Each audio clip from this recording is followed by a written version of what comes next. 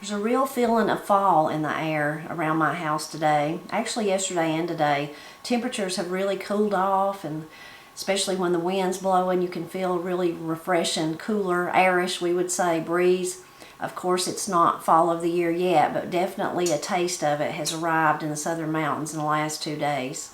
And that's had me to thinking about cooking. I love to cook in the fall and the winter. I think about all the different kinds of recipes that I've probably not cooked since this time last year.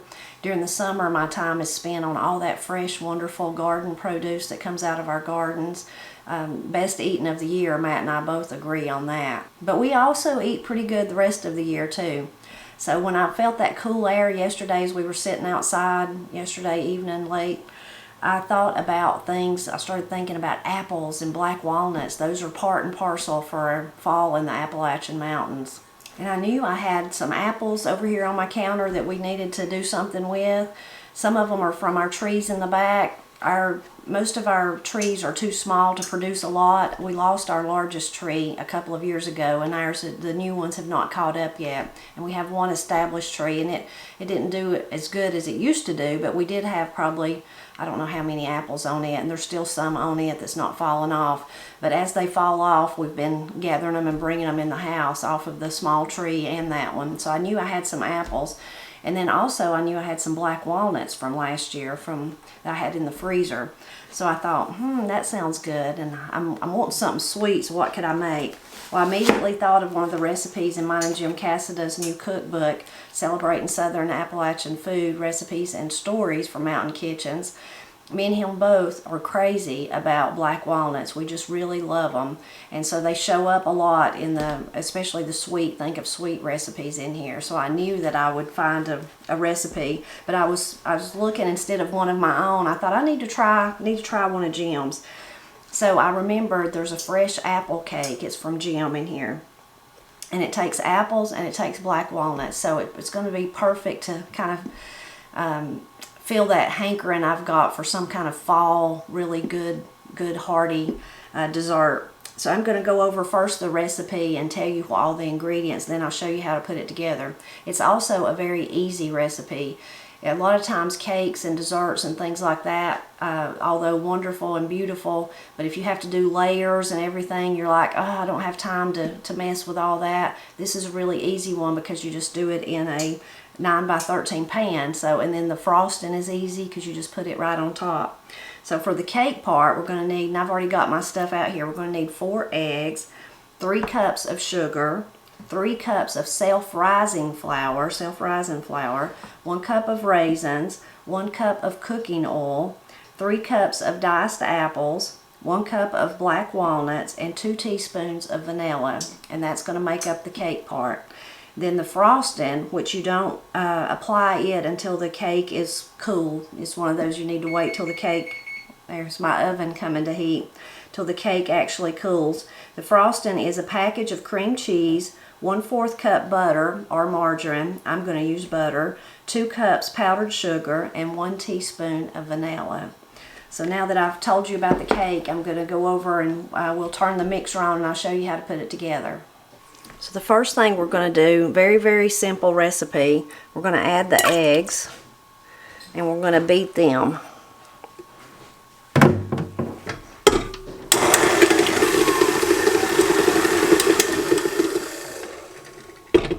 Okay, Jim's next instructions are just to add, you just add all the ingredients together and mix it. Jim did not, in the book, it does not say to grease the pan.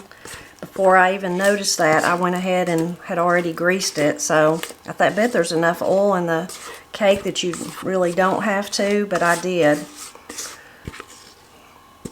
And we're going to bake this at 350 for an hour or till done. I would keep a check on it in your oven to see if yours may cook differently, of course, than mine or Jim's, but I'll be sure to let you know how long it takes in mine.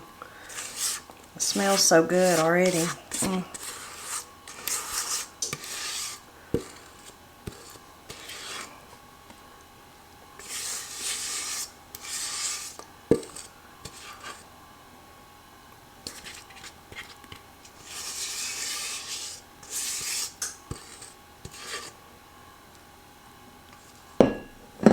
Okay, I'm going to put it in the oven and clean up my mess, and then I'll show you what it looks like when it comes out. So I got the cake out of the oven and I've let it cool.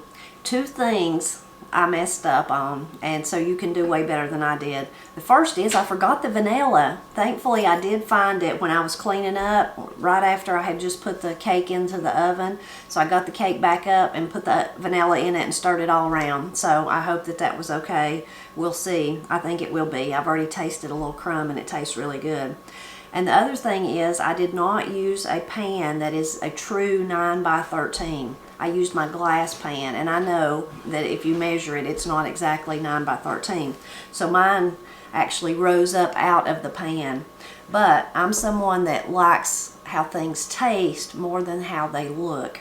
So, but those are two tips that I've learned, is that you need to make sure you have a true large pan, or if you have a pan that's smaller than that, if I'd thought about it, I should have, I could have just took some of the batter out and put it like in a little, some other kind of little pan. I have these little miniature bread loaf pans, and sometimes on some cakes I do that if I have too much to fit in, like maybe I'm making a loaf cake bread and it doesn't all fit. I would just use one of those little ones, and you know, it eats good too, as Matt would say. It eats the same, it tastes the same. So I'm gonna get me a spatula and then I'm gonna frost the cake. Let's see if I can grab this one. I just mixed up the icing.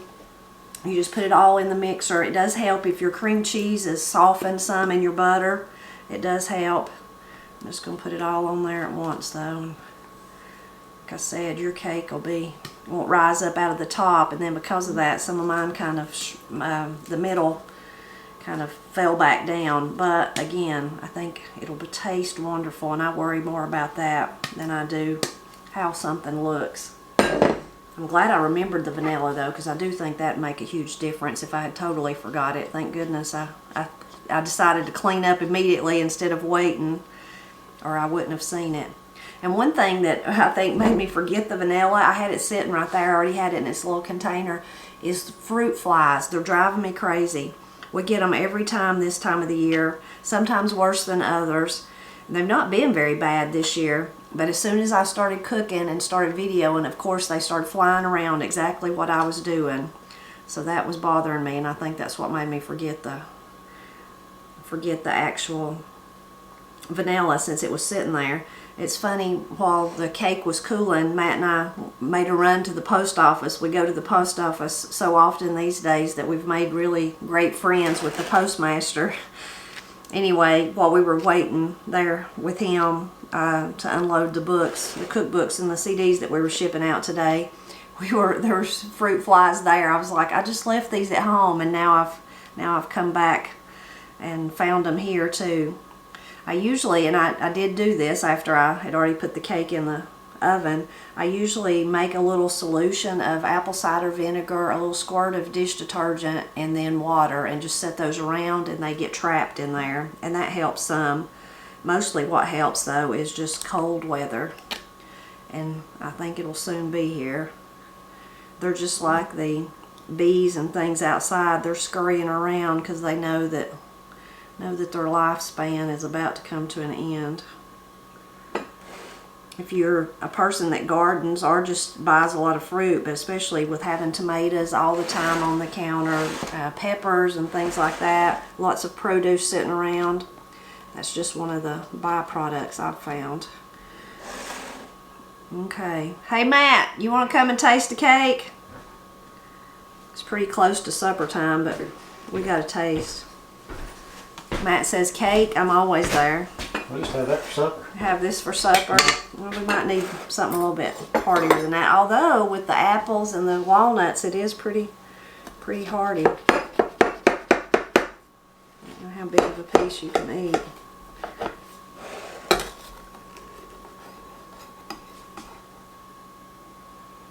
You like a corner, or you want the... I'll eat this piece. You can't eat that much at once. You probably will eat it over the coming days, but...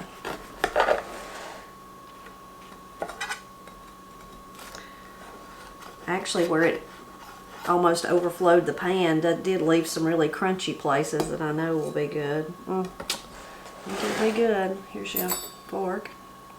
Need some milk or something though, don't we? Mm-hmm. I guess we'll just have to taste it without it.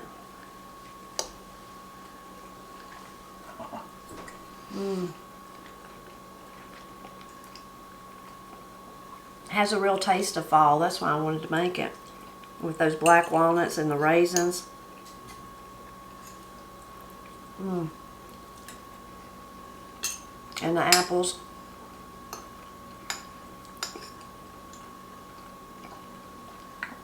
The apples and the raisins make it real moist, don't it? Mm-hmm. And then the cream cheese, of course, just really, frosting is really good. And that right there will work.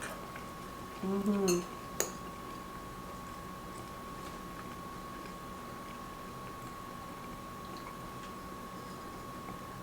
Really tastes like fall. Man, that's good.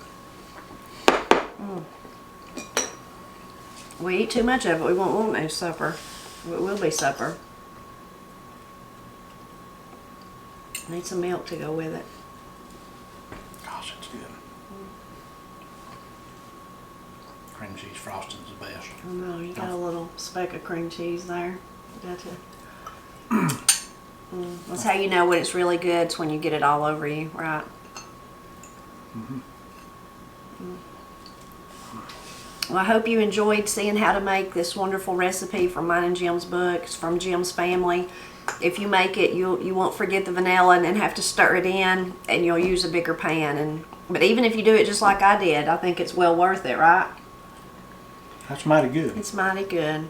As always, we hope you'll continue to drop back by often and help us celebrate Appalachia.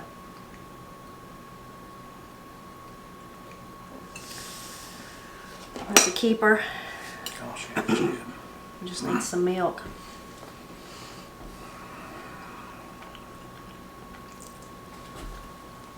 I know, we don't just have fruit flies. There's a fruit fly. Now somehow a real fly, a house fly, got in here.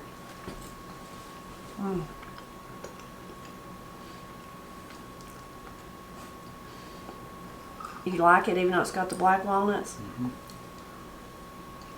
You ain't a black walnut fan, but I love them. I'm coming around. I'm coming around.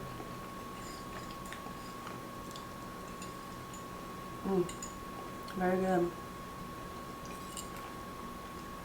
I'll have to take Granny some. Golly, that's good. You just can't beat that cream cheese frosting. It's Katie's favorite. Mine too. I hope she'll like it. As well. That's just the best. I'll fist fight anybody that says it ain't. I think that's a little extreme. You can lick the bowl. Gosh. I'm afraid I won't eat supper.